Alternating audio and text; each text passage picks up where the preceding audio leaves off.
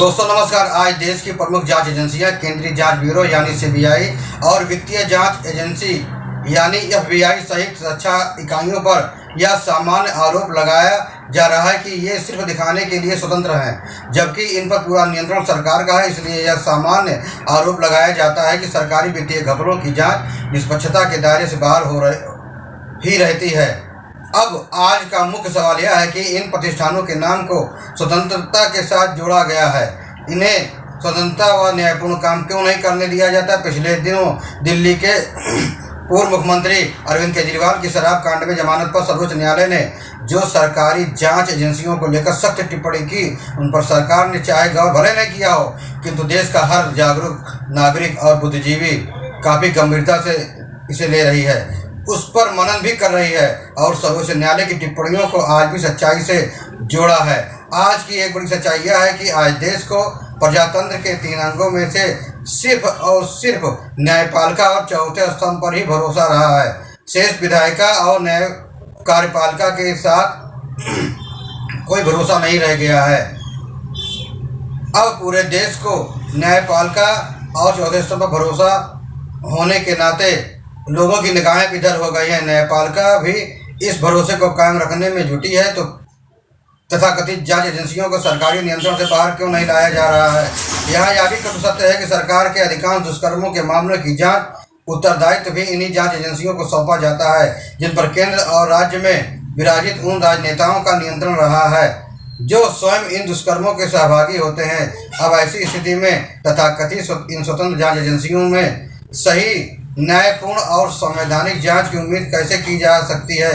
यही मुख्य कारण है कि प्रजातंत्र के किसी भी अंग को सही या उचित न्याय नहीं मिल पाता है और देश के आम नागरिक की खून पसीनों की कमाई का अधिकांश पैसा इन कथित भ्रष्ट सत्ताधीशों की जेबों में चला जाता है। यही मुख्य कारण है कि आज की युवा वर्ग में राजनीति के प्रति रुझान बढ़ता जा रहा है और देश को गाड़ी कमाई की राशि के घपले का न्याय आज तक नहीं मिल पा रहा है, क्योंकि जांच एजेंसियां इन्हीं भ्रष्टाचारियों के कब्जे में रहती है और इन्हीं कारण है कि भ्रष्टाचार का महारोग दिन दूनी रात चौगुनी गति से महामारी का रूप धारण करता जा रहा है। इसलिए आज की सबसे आम पहली जरूरत इन सरकारी जांच एजेंसियों को सरकार के नियंत्रण से बाहर करने की है और इसके लिए तथाकथित रूप से ईमानदार प्रधानमंत्री जी को ही संसद में संविधान संशोधन प्रस्तुत कर इन स्वतंत्र एजेंसियों पर से अपना नियंत्रण हटा लेना चाहिए।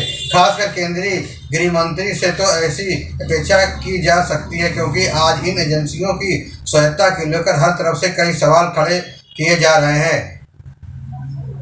अच्छा हो कि यदि मोदी सरकार इन स्वतंत्र जांच एजेंसियों को अब तक की भूमिकाओं, उनकी कार्यशैली, उनकी मजबूरियों की निष्पक्षता समीक्षा कर संसद के माध्यम से इन्हें अधिक सक्षम और विश्वसनीय बनाने की दिशा में अहम भूमिका का निर्वहन करे, क्योंकि आज इन जांच एजेंसियों में भी अमले की कमी को लेकर अन्य कई समस्याएं हैं, जिनके कारण ये एजेंसियां त्वरित न्याय नहीं दे पा रही हैं। इसलिए इनका हर तरीके से पूर्ण रूपेण न्यायोचित निरीक्षण कर इसके सुधार की दिशा में पहल की जानी चाहिए। यह भी देखा जाना चाहिए कि इन एजेंसियों पर कितने और कितनी लंबी अवधि के लंबित मामले पेंडिंग हैं, इनका न्यायपूर्ण निपटारा कैसे और कितनी कम समय सीमा में हो सकता है।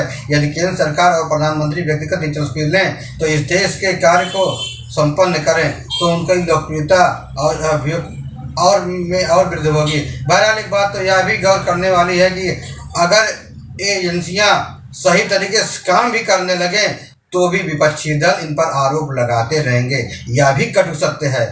अगर जो भी सवाल उठ रहा है कि स्वतंत्र नहीं है, तो ये भी होना चाहिए कि अगर सही काम हो रहा है तो इसकी जांच कौन करेगा कि काम सही हो रहा है। फिर मिलेंगे नई जानकारी के साथ, नई खबरों के साथ। आप सुरक्षित रहें। धन्यवाद।